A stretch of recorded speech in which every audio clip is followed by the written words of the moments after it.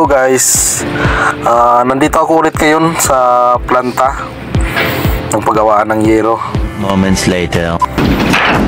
At ipapakita ko ulit sa inyo kung paano ginagawa yung tinatawag nilang rib type or long span na yero na ginagamit natin sa ating mga bubong.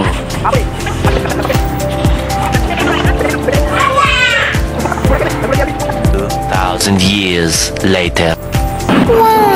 At dito na nga nagumpisa. Nakasalang na siya sa machine. Dahil na dyan, nakasalpak na siya dyan. At makikita nyo dyan na mayroon na siyang groove.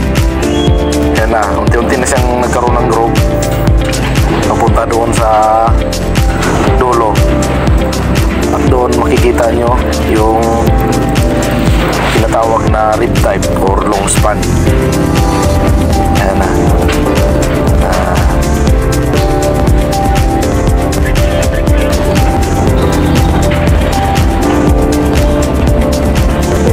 Yan na, yan makikita nyo na yung yung finished product niya. Ayan. Ayan, diba? Ang galing. Napakabilis niya, napakabilis gawin. Yan.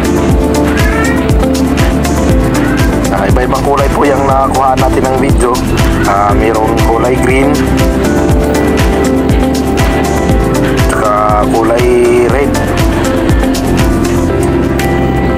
Yan, makikita nyo yan dyan.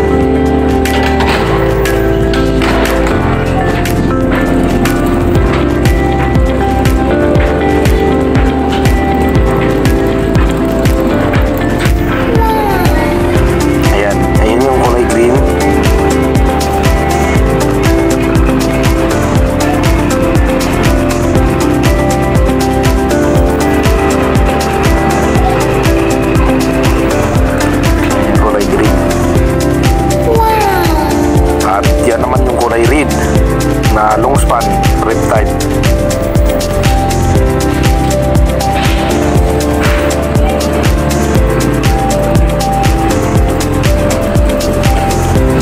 Ayan, diba? Ang galing.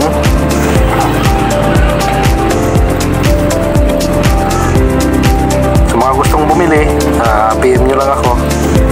Lalagay ko sa sa dulo yung number ko. Kasi pwede tayong bumili dyan kahit paunti-unti.